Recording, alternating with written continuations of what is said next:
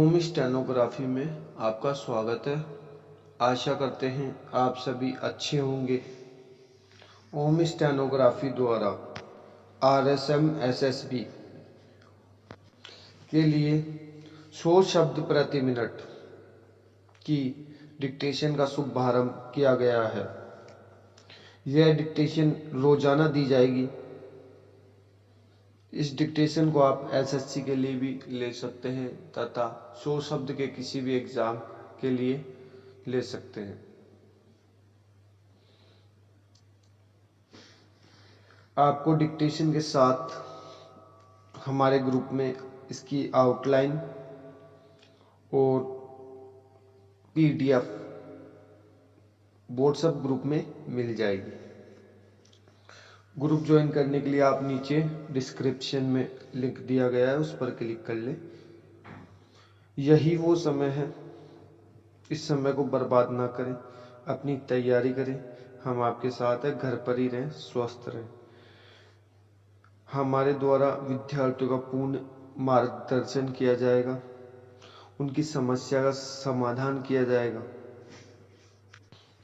पिछली कोर्ट की परीक्षा में हमने पाया कि कई विद्यार्थी ऐसे थे जो स्टेनो के नियम ही नहीं जानते। उन्हें स्टेनो तो आती है परंतु स्टेनो के नियमों का ज्ञान नहीं है। कई विद्यार्थी ऐसे हैं जो 2-3 साल से परीक्षा की तैयारी कर रहे हैं परंतु कई छोटे छोटे कारणों से वो परीक्षा में असफल हो जाते हैं। उनकी सालों की मेहनत खराब हो रही है परंतु अब ऐसा नहीं होगा। हम आपको नियम, तरीके तथा संबंधित जानकारियां देंगे। तो आइए डिक्टेशन लिखते हैं। डिक्टेशन लिखने से पहले आप चैनल को लाइक, शेयर, सब्सक्राइब जरूर करें ताकि इन डिक्टेशन का लाभ और भी विद्यार्थी ले सकें और हम आपके लिए रोजाना नई नई चीजें ला सकें। तो चैनल को लाइक, शेयर, सब्सक्राइब जरूर करें। तो आइए बिना देर किए हुए डिक्टेशन लिखते हैं। 100 शब्द प्रति मिनट। डिक्टेशन स्टार्ट होगी 3 सेकंड बाद। स्टार्ट। बच्चों को भगवान का रूप माना जाता है और महान व्यक्ति के साथ ही राष्ट्रीय संपत्ति भी माना जाता है।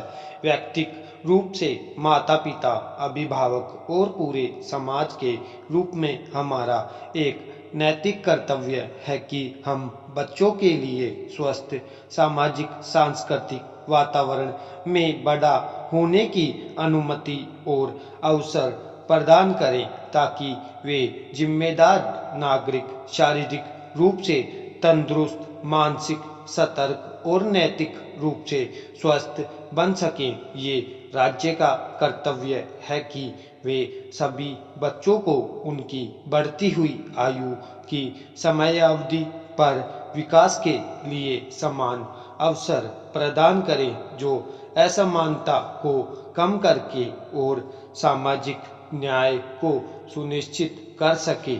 पैरा।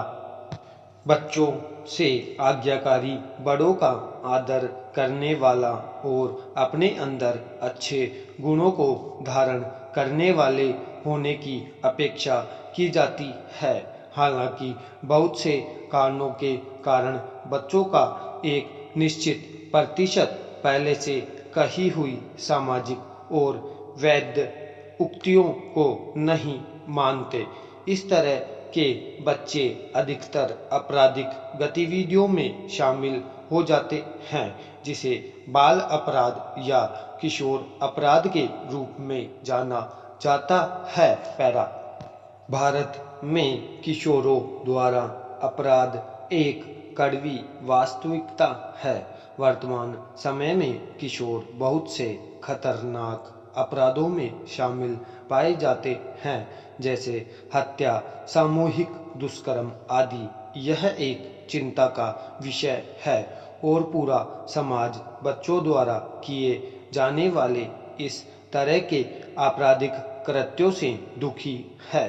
बहुत से विशेषज्ञों का मानना है कि वर्तमान कानून स्थिति को नियंत्रित करने के लिए अपर्याप्त है और हमें इसमें बदलाव लाने की जरूरत है ताकि खतरनाक अपराधों के लिए किशोरों को भी वयस्कों की तरह दंडित किया जाए। लेकिन इसके साथ ही बहुत से लोग इसके विरोध में भी हैं जो इस पर विचार को नहीं मानते हैं। पैरा। प्रस्तुत लेख में हम ये जानने की कोशिश करेंगे कि किशोर कौन हैं, किशोरों द्वारा किए जाने वाले अपराध, इनके कारण सरकार द्वारा इसके लिए कानून और बदलाव के सुझाव। किशोर का अर्थ एक व्यक्ति से है जो बहुत युवा, बालक, कुमार या वयस्क होने वाली आयु से कम हो। दूसरे शब्दों में किशोर का अर्थ है कि जो बच्चा अभी वयस्कों की आयु तक न पहुंचा हो, जिसका तात्पर्य उसके अभी भी बालपन और अपरिपक्व होने से है। कभी कभी बच्चा शब्द किशोर के स्थान पर भी प्रयोग होता है। पैरा। कानूनी रूप से कहा जाए तो एक किशोर को उस बच्चे के रूप में परिभाषित किया जा सकता है जिसने अभी निश्चित आयु प्राप्त न की हो और देश के कानून के तहत उसे अपने किए हुए अपराधों के लिए वयस्क की तरह जिम्मेदार न ठहराया जा सके। पैरा। इस स्थान पर आज सबके बीच आकर तथा शांति, अहिंसा और करुणा के प्रतीक भगवान बाहुबली की इस भव्य प्रतिमा को देखकर मुझे अपार प्रसन्नता हो रही है। यह क्षेत्र धर्म, अध्यात्म और भारतीय संस्कृति का केंद्र रहा है और सदियों से मानवता के कल्याण का संदेश देता रहा है। पैरा। इस महोत्सव में आने के लिए मुख्यमंत्री जी ने आग्रह किया और निमंत्रण भेजा। केंद्रीय मंत्री श्री अनंत कुमार जी ने भी यहाँ आने का अनुरोध किया। इस महोत्सव के आयोजकों ने भी राष्ट्रपति भवन आकर आमंत्रण दिया। कर्नाटक के लोगों की सदस्यता में कुछ ऐसा विशेष आकर्षण है जो मुझे यहाँ बार बार आने के लिए प्रेरित करता है। राष्ट्रपति बनने के बाद पिछले लगभग 6 महीनों के दौरान कर्नाटक की यह मेरी तीसरी यात्रा है। पैरा। हम सभी जानते हैं आदिनाथ ऋषभदेव के पुत्र भगवान बाहुबली चाहते तो अपने भाई भरत के स्थान पर राजसुख भोग सकते थे, लेकिन उन्होंने अपना सब कुछ त्याग कर तपस्या का मार्ग अपनाया और पूरी मानवता के कल्याण के लिए अनेक आदर्श प्रस्तुत किए। लगभग 1000 वर्ष पहले बनाई गई यह प्रतिमा उनकी महानता का प्रतीक है। इस प्रतिमा के कारण यह स्थान आज देश विदेश में आकर्षण का केंद्र बना हुआ है। पैरा। यह स्थान हमारे देश की सांस्कृतिक और भौगोलिक एकता का एक बहुत ही प्राचीन केंद्र रहा है। कहा जाता है कि आज से लगभग 2300 वर्ष पूर्व मध्य प्रदेश के उज्जैन क्षेत्र से जैन आचार्य भद्रबाहु यहाँ पधारे थे। बिहार के पटना क्षेत्र से उनके शिष्य विशाल मौर्य साम्राज्य के संस्थापक सम्राट चंद्रगुप्त यहाँ आए थे। वह अपनी शक्ति के शिखर पर रहते हुए भी सारा राजपाट अपने पुत्र बिंदुसार को सौंपकर यहाँ आ गए थे। यहाँ आकर उन्होंने एक मुनि का जीवन अपनाया और तपस्या की। यही चंद्रगिरी की एक गुफा में अपने गुरु का अनुसरण करते हुए सम्राट चंद्रगुप्त ने भी संलेखना का मार्ग अपनाया और अपना शरीर त्याग किया। उन राष्ट्र निर्माताओं ने शांति, अहिंसा, करुणा और त्याग पर आधारित परंपरा की यहाँ नींव डाली। धीरे धीरे पूरे देश के अनेक क्षेत्रों से लोग यहाँ आने लगे।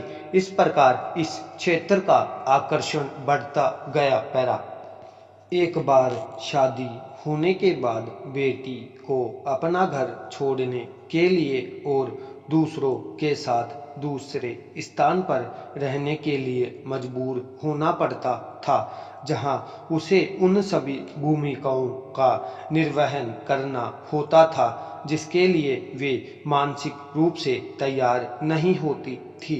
ऐसी नाबालिग लड़की के लिए माँ और बहू की जिम्मेदारी निभाना बहुत बड़ी जिम्मेदारी है। ये अंत में अलगाव और अवसाद की ओर ले जाता है।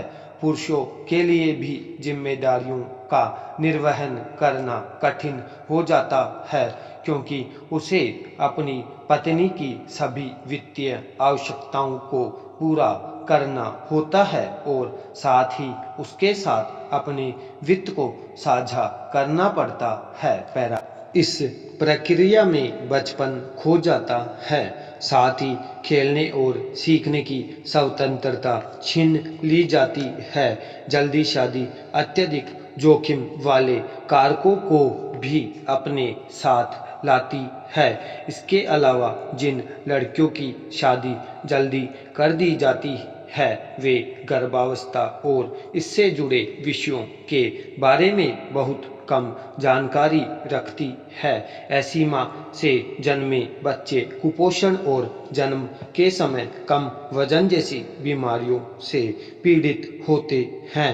भारत में बाल विवाह केरल राज्य, जो सबसे अधिक साक्षरता वाला राज्य है, में अब भी प्रचलन में है। यूनिसेफ संयुक्त राष्ट्र अंतर्राष्ट्रीय बाल आपात निधि की रिपोर्ट के अनुसार भारत के ग्रामीण क्षेत्रों में नगरीय क्षेत्रों से अधिक बाल विवाह होते हैं। डिक्टेशन समाप्त।